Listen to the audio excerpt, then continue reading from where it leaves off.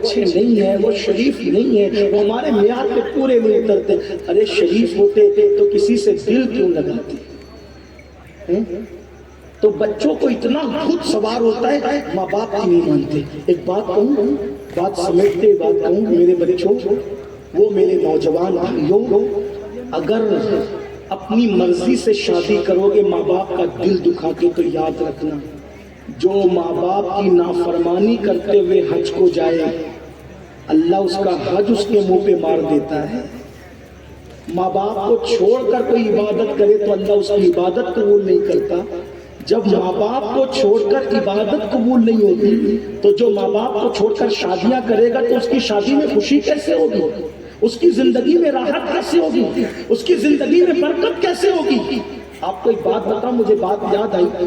دیکھو میں نے کہا کہ ماں باپ کو چھوڑ کے حج کو جاؤ گے تو اللہ تعالیٰ حج بھی نہیں ہونے دے گا، رد کر دے گا، منہ پہ مار دے گا. تم کو حیرت بھی ہوگی. میں آپ کو ایک بات بتاؤں، کتابوں میں لکھی ہے، ایک بہت بڑے ولی تھے، بہت بڑے ولی. ایک دن انہوں نے ان کی امی سے کہا، امی مجھے کعبے کی زیارت کی بہت یاد آ رہی، حج کے ایام قریب ہے اور میرا حج تو کئی بار ہو چکا ہے، لیکن بہت یاد آ رہی کہ میں حج کروں، نفلی حج کروں، نفلی حج. حج نفل کے بارے میں اماں نے کہا بیٹا میں کمزور ہوں، چل پھر نہیں سکتی، اٹھنے بیٹھنے مجھے تکلیف ہے، تم تو حج کر ہی چکے ہو، نہ جاؤ حج کو، رہنے دو، مجھے تمہاری ضرورت پیش آتی ہے. وہ ولی تھے، اللہ کے برگزیدہ بندے تھے. ماں نے کہہ دیا تو رک گئے. پھر اچانک خیال آیا کہ میں حج کو تو جا رہا ہوں، اگر امی منع کرتی ہے تو بھی حج کو جانے میں کیا حرج ہونا چاہیے. وہ نکل گئے.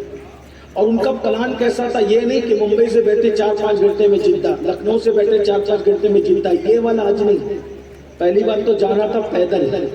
نمبر 2 طریقہ یہ تھا ان کا حج کا، دن بھر سفر کریں گے اور رات کو جہاں رکیں گے رات بھر نوافل پڑھیں گے، عبادت کریں گے، اور صرف چند گھنٹہ جتنی دیر تک پیٹھ سیدھی کرنے کے لیے اور دماغ صحیح رکھنے کے لیے جتنی نیند ضروری ہے بس اتنی نیند، باقی دن کو چلنا، رات کو عبادت کرنا. یہ دن بھر چلے. شام ہوتے ہوتے پڑوس کے گاؤں میں پہنچے، مسجد میں رکھا سامان اور سامان رکھ کر مقیم ہو گئے کہ اب عبادت کریں گے. ادھر رات ہوئی، رات شام تک ماں نے سوچا کہ کہیں باہر گیا ہوگا میرا بچہ، رات ہوئی تو نہیں آئے.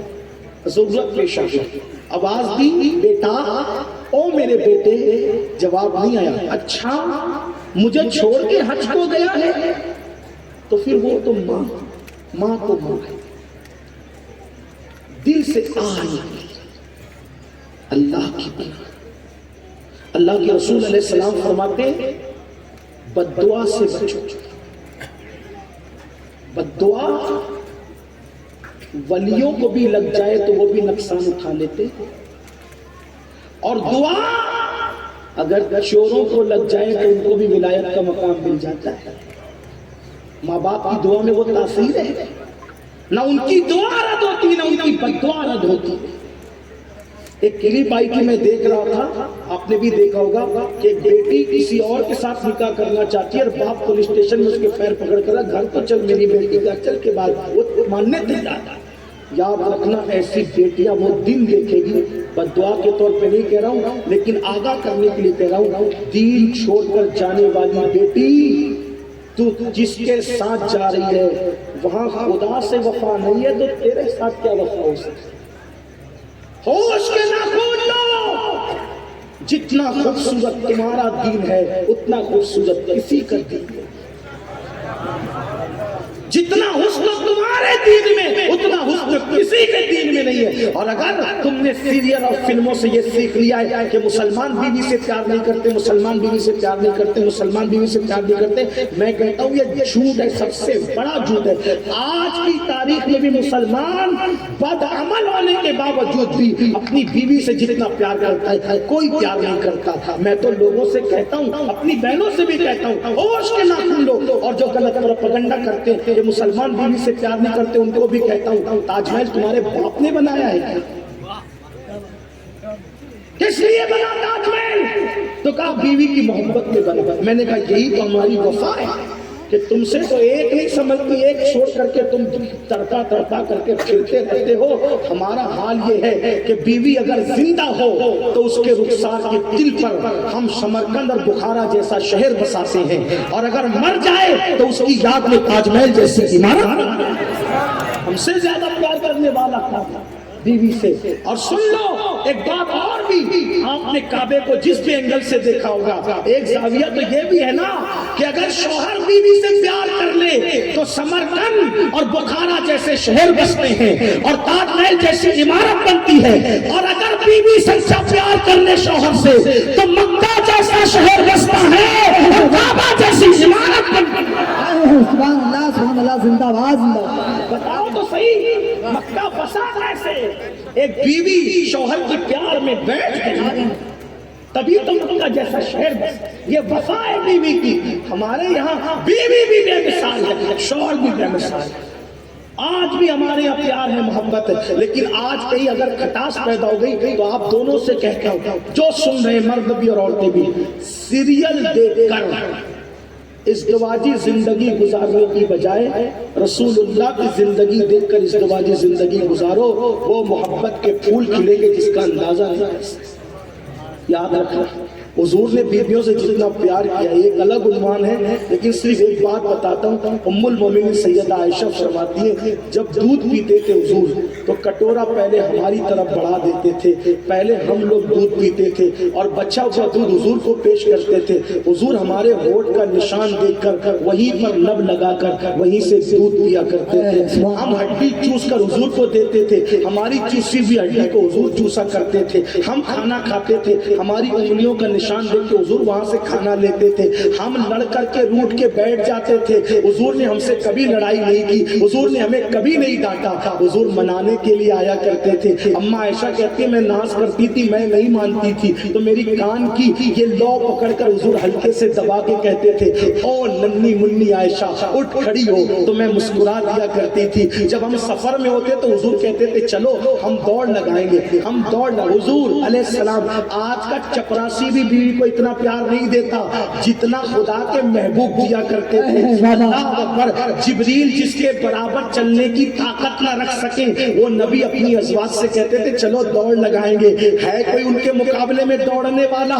تھکے تھے روح الامی کے بازو، کہاں وہ دامن کہاں وہ پہلو، رکاب چھوٹی امید ٹوٹی، نگاہ حسرت کے بلبلے میں جہاں جبریل کے پر تھکتے ہیں، یہ رفتار مصطفیٰ جان رحمت ہے۔ اندازہ فرمائے وہ اپنی ازواج سے کہتے ہیں چلو دوڑ لگائیں گے، اور ان کا دل رکھنے کے لیے ان کو آگے نکلنے کا موقع دیتے تھے، آگے نکلنے کا موقع دیتے تھے۔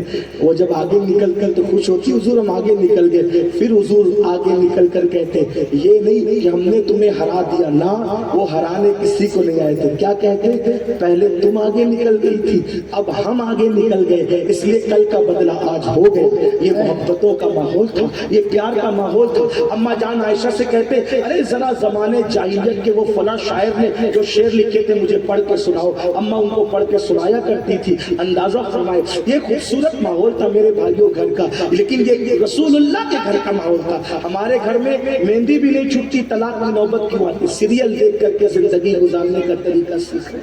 بات دور نکل گئی، میں بات سمیٹ رہا ہوں، سمیٹ بھی لوں، پوری روایت تو نہیں پڑھ سکتا۔ عرض یہ کر رہا تھا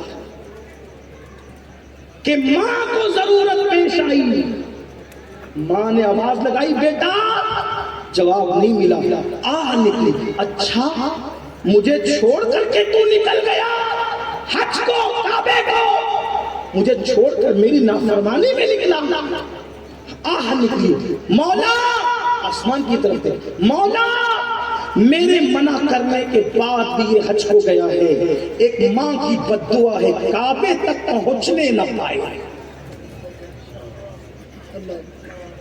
ماں کی بد دعا کعبے تک پہنچنے نہ، ماں باپ کو چھوڑ کر سسرال میں جا کر کے پناہ لینے والوں، ماں باپ کو چھوڑ کر انہیں بے سر و سامانی کے عالم میں اپنی خوشیوں کا الگ آنگن بسانے والوں، ماں باپ کو چھوڑ کر اپنی پسند کی شادیاں کرنے والوں، سن لو جب ماں باپ کو چھوڑ کر کوئی حج کو جائے انجام کیا ہے؟ ماں کے دل سے آ نکلی مجھے میری نافرمانی کرتے ہوئے حج کو گیا، کعبے تک پہنچنے نہ پایا، بس یہ نکلنا تھا۔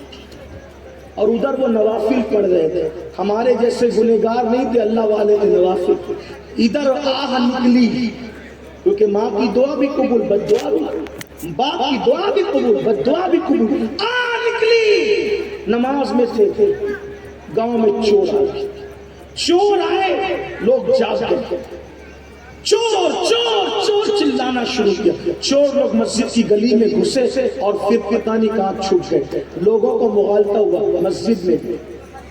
یہ مسجد میں گھسے تو دیکھا ایک آدمی سجدے میں رو رہا ہے، چراغ جلایا، پکڑا، اجنبی تھی، خوب مارا، مکار چوری کرنے آتا ہے، اور جب پکڑا جاتا ہے تو پکڑے جانے کے خوف سے سجدہ کرتا ہے، سجدے کو بدنام کرتا ہے، خوب مارا خوب مارا۔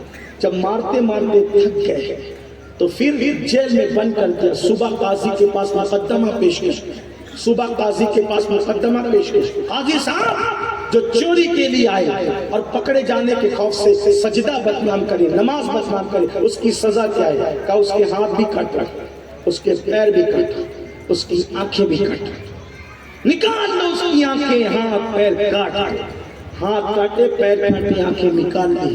قاضی نے اعلان کیا، لوگوں یہ اس چور کی سزا ہے، اس چور کی جو چوری کرنے آتا ہے اور پکڑے جانے کے خوف سے نماز پر سجدے کو بدنام کرتا ہے۔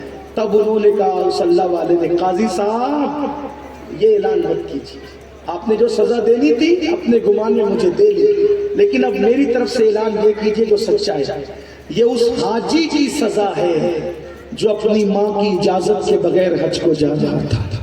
اعلان کیجیے میری قوم کی بیٹیوں، ولی اگر ماں کی اجازت کے بغیر نفل حج کو جائے تو اس کا یہ انجام ہوتا ہے، تمہارا کیا انجام ہوگا؟ تم تو صرف ماں کا نہیں، باپ کا نہیں، تم تو نبی کا دل توڑ کر جا، رسول اللہ کا دل توڑ کے جا رہی ہو، کہاں ہو؟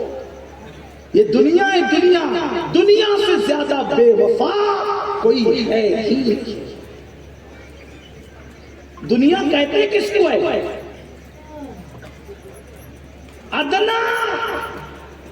ادنا کی بھی تصغیر ہے دنیا۔ سوچو تو صحیح، سوچو تو صحیح، اس قدر حقیر ہے دنیا حقیر سے حقیر، مچھر کے پر کے برابر بھی اللہ کے نزدیک اس کی حیثیت۔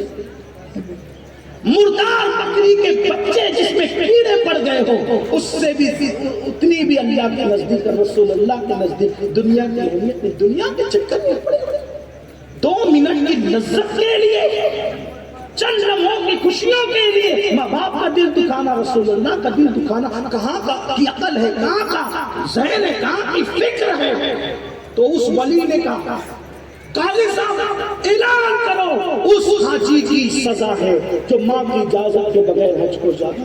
آپ کون ہیں؟ میرا نام فلاں۔ اچھا، ارے یہ تو پڑوس کے گاؤں کے بہت بڑے برگزیدہ بندے، ہم نے کیا کر دیا؟ کہا ارے اگر پڑوسیوں کو پتا چلے گا تو ہمارے گاؤں کی اینٹ سے اینٹ بجا دیں گے، یہ پورے گاؤں کے پیر ہیں، اس پورے علاقے کے پیر ہیں۔ اب کیا کریں؟ چپکے سے رات کا انتظار کرو اور ان کو رات کے اندھیرے میں وہاں ڈال کر کیا جائے۔ یہ اللہ والے کسی کو بتائیں گے نہیں، لیکن اپنا معاملہ تو بچ جائے گا۔ اگر پبلک کو پتا چلا وہاں کی تو بڑا نقصان ہوا۔ لوگ چپکے سے گئے، لے جا کر کے ان کو کہیں پہ ڈالتے۔ ماں تو ماں تھی۔ اب دوسری رات کو یاد آئی، رو کے کہتی، اللہ میں نے تو کل بد دعا کر کے میرے بچے کو مجھ سے ملا دے، بس اتنی دعا کرنا تھا۔ ان کو بھوک لگی تھی کیونکہ کھائے ہوئے بہت وقت گزرا تھا، ہے کوئی اللہ کے لیے مجھے کھلانے والا؟ ماں نے سوچا یہ آواز جانی پہچانی لگتی ہے، کس کی ہو سکتی ہے؟ ذہن سے نکل گئی کیونکہ غصہ تھا اور پھر معاملات تھے، اللہ کی حکمتیں بھی تھی، بہت ساری چیزیں تھی، تو رحم تو آ گیا مگر دل و دماغ پر کچھ اور چھایا تھا۔ آواز کس کے بارے جس کی بھی ہے؟ ماں نے کہا، اے فقیر اتنی رات کو تو مانگ رہا ہے، ایک کام کر، ہاتھ بڑھا تاکہ میں تجھے کھانا دے دوں۔ کہا مائی میرا ہاتھ نہیں ہے۔ کہا چل کر آ، تاکہ تیری جھولی میں ڈال دوں؟ میرے پیر بھی نہیں ہیں، کافر اتنی رات کو تو اجنبی ہے، میں تیرے سامنے بے پردہ نہیں آ سکتی۔ تو انہوں نے کہا مائی میں اندھا ہوں، میری آنکھیں بھی نہیں ہیں، آ جاؤ۔ جیسے ہی باہر نکلی تو دیکھا رے تو تو میرا بیٹا ہے، میری ماں ہو تم، کس نے مجھے لا کے ڈالا پتا نہیں۔ بیٹا تیرا یہ حال کیسے؟ ماں تمہیں چھوڑ کر حج کو جا رہا تھا، یہ انجام ہوا، تمہیں چھوڑ کے حج کو یہ انجام ہوا۔ ماں تھی تڑپ گئی، برداشت نہ ہوا، اللہ اس کا دکھ نہ میں دیکھ سکوں گی نہ یہ سہ سکے گا، مجھے بھی موت عطا کر دے، اس کو بھی موت عطا کر دے، بس اتنا کہنا تھا۔ ان کی روح بھی پرواز کر گئی، ان کی روح بھی پرواز کر گئی۔